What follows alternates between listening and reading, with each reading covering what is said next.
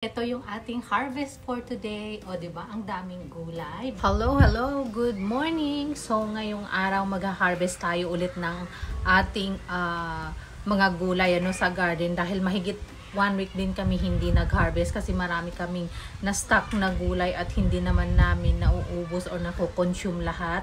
Kaya ngayon meron na tayo ulit space kaya mag-harvest tayo ngayon. Hopefully magkasya kasi nga winter na soon at nagsa-start na siyang lumamig ngayon kaya kailangan na natin mag-stock ng gulay. It's too bad kasi yung ating sitaw wala na, namatay na sila. Pero yung ibang gulay meron pa, kaya ngayon iha-harvest natin yung pwede natin makuha, So let's go at samahan niyo kung mag-harvest. So ngayon ang una nating iha-harvest yung mga talong kasi sobrang dami talaga. So kukunin lang natin yung super laki na, yung maliliit wag muna kasi sobrang dami niya talaga kaya I doubt na magkakasya ito sa ating ref, So, ayan, at mag-start na nga tayong mag-harvest. Kaya kung nakikita nyo, grabe, ang lalaki ng kanyang bunga. Ayan. Ganyan kalaki, oh.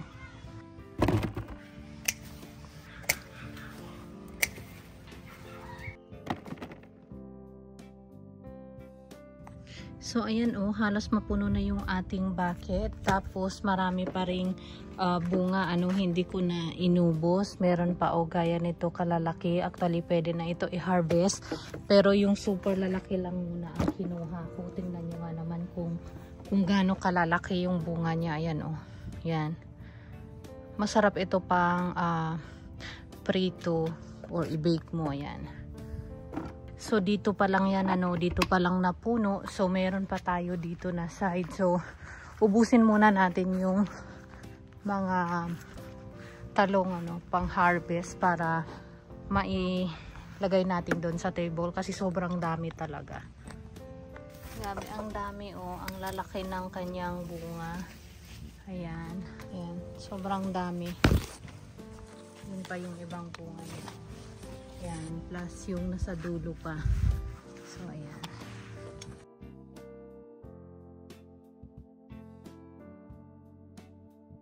So, ganito kadami yung na-harvest natin. Punong-puno na siya. So, ilagay muna natin siya sa table. Wala kasi akong malaking lagayan. So, ayan. So, ayan. Puno na halos yung box, marami pa doon.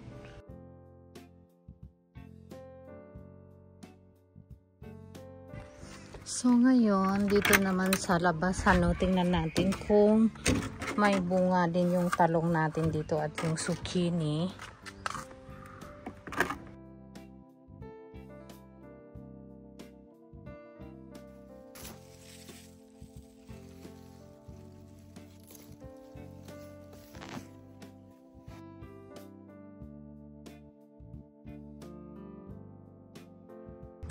So, ayan yung na-harvest natin dito sa labas. Zucchini, okra, at talong. So, ngayon, balik naman tayo dun sa likod, Mag-harvest tayo ng ating patola at yung iba. So, ngayon, dito naman tayo na side, medyo marami-rami na din yung ating patola. At malaki-laki na, oh. Ayan. Ito, matigas na, oh. Hindi na to magandang pang-ulam. Kaya hayaan na lang to natin. And then yung ating, ayan. Sa wakas may nabuo ulit na upo. Ganyan lang siya kaliliit pero mataba. Di baling maliit basta mataba, oh. Diba? Ayan. Kasi itong ating mga gulay, tingnan nyo, oh, nasusunog sa sobrang init. Ayan, ito din, oh. Grabe ang laki, oh. Yan. Super tigas na to. Pang seeds natin yan next year. So, ito din. Ayan. Ito matigas na din, eh. Kasi, gaya ng sabi ko, 1 week mahigit hindi ako nag-harvest. Kaya, yan. Tumanda na sila. Itong ating sayote, mag 2 years na ito, hindi talaga siya nagbunga. Ewan ko ba? Pero yung upo natin, late bloomer siya, oh. Ayan, ang dami niyang maliliit na bunga. Sana tuloy-tuloy. Ito. Actually, medyo maingay dito sa backyard namin, guys. Kasi school. Yan sa likod. Diyan yung school ng anak ko. Tapos, ayan, oh. Ayan, bunga niya, oh. Pumasok na doon sa kabila. Ito pa. Mukhang ito hindi mabubuo kasi nag-dry siya, eh. Pero, ito, oh. Yan. Ang daming bunga. Ayan din. Tapos, ayun. Yan, marami siyang bunga. So, hopefully, makabuo siya ulit. Dahil, marami itong bunga. Kaso, for some reason, hindi mabuo-buo. Pero mukhang okay naman na yung iba. Or sadyang late bloomer lang talaga ito. Hindi ko alam. So, ayan. So far, dito na side, wala tayong nakuhang patola. Dahil nga, matanda na, hindi na natin na-harvest. So, ayan. Sayang nga, But anyway, ayan, sobrang bushy na talaga. Umabot na dun sa school, sa likod. So, ayan. So, yung ating kangkong, parang kinain siya ng uod. Yung dahon. Ayan, hindi ko pa siya na-harvest. Pati yung ating talbo, sobrang dami. So, ayan. Yung ating pipino, kalat-kalat dahil nga marami kaming sobrang seedling kaysa naman itapon. Ayan, siniksik na lang namin ni Habi kung saan-saan. Ginaganyan ko kasi matinik siya. Ayan, so kailangan tanggalin mo yung tinik para hindi masakit paghawakan. Ayan. Tapos, ito naman yung ating mga okra. Actually, propagation box ko sana ito para sa halaman. Ginawa na ni Habing taniman ng kanyang okra dahil maraming sobra. So ayan, kaysa mamamatay at sayang din So, matanda na siya. Ito din matanda na, sayang. Yan. Dalawa.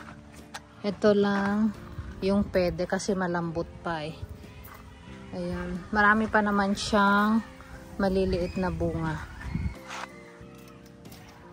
Yan, bunga din yung ating pipino. Malaki na yung ating ampalaya,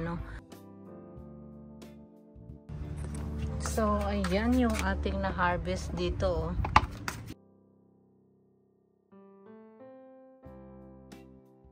So, yung ating kamatis, wala tayong ma-harvest dahil mga hilaw pa ito, So, ayan.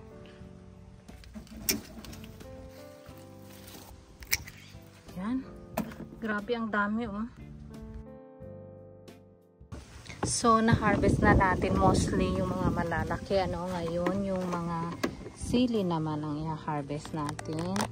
So, nasusunog na ito sa araw. Super init. Yan, Hindi na lalaki, na sunog na. Yan.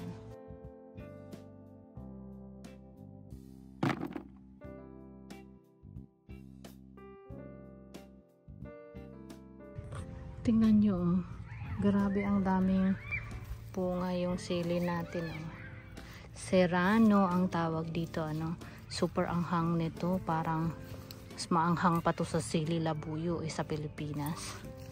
Yan. Kukunin na natin ito para magbunga siya ulit, Ito kasi okay lang i-ref natin.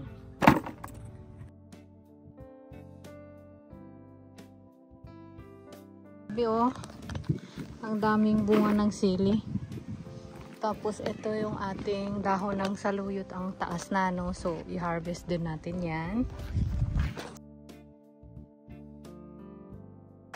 So, itong broccoli pala natin, ganito na siya magbunga, Yan.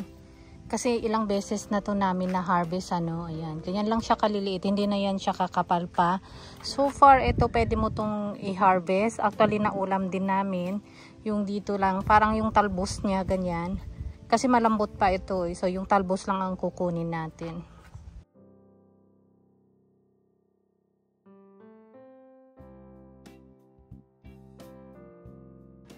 So, ayan. Grabe ang dami nating harvest, So, ayan, ito na lahat yung na-harvest natin, ano. Actually, hindi ko pa binawasan yung ating pechay. Marami ng pwedeng ulamin doon, ano. Pero meron na tayong dahon-dahon, ano. Kaya, hindi pa natin ito mauubos kung i-harvest natin yun. Eh, sayang din, matutuyo lang.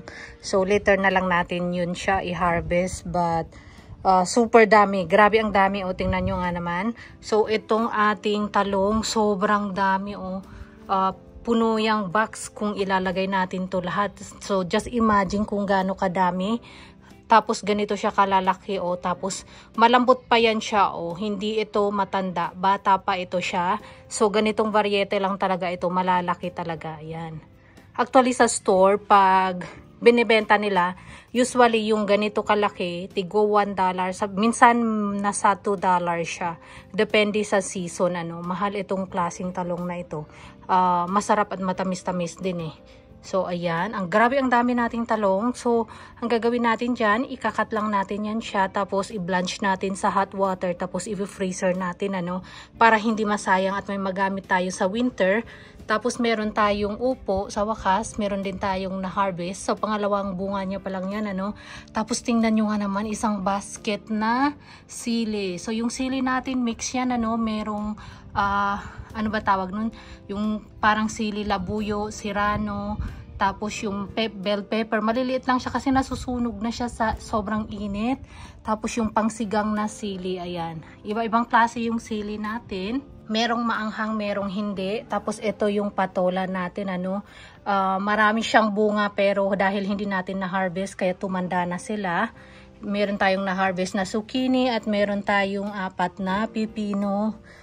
Yung ating ampalaya, ayan, meron pa tayong naha-harvest tapos marami pa siyang maliliit na bunga. So, ayan. So, yung kamatis natin wala pang hinog, ano, hilaw pa. Tapos yung okra natin, grabe ang dami, oh. Ayan yung okra natin. Ito yung sinasabi kong Amerikanong okra, mahahaba to siya, ano, pero hindi super siksik sa loob unlike yung Pinoy okra. Kaya tawag ko dito Amerikanong okra, no. So, ayan, meron akong na-harvest na talbos, konti nga lang. Tapos, syempre, ang dami nating saluyot. Ayan, grabe ang dami. Tapos, marami pa doon, hindi ko lang siya nilahat kasi masasayang lang. Tapos, ito na yung ating broccoli. So, yan, pwede pa natin ito maulam kasi malambot pa itong parang talbos niya. So, ayan. So, ayan yung harvest natin, o, diba? Kapag may tinanim talaga, mayroon kang aanihin. Tapos, ang kagandahan pa, ano, all organic kasi hindi kami gumagamit ng any pesticide. Talagang as is, water lang talaga siya. Kaya, ayan, ito yung ating organic veggies. Kaya, ayan, freshly picked from garden. Kaya, pag masipag ka lang talaga, eh, no need na pumili sa store, lalo na pag season ng mga gulay, ano. Kasi pag winter, sobrang mahal ng mga ito pag bumili ka sa store. Kaya, samantalahin natin ngayon dahil marami pa tayong harvest. So, yun lang. Share ko lang. Bye-bye and have a nice day.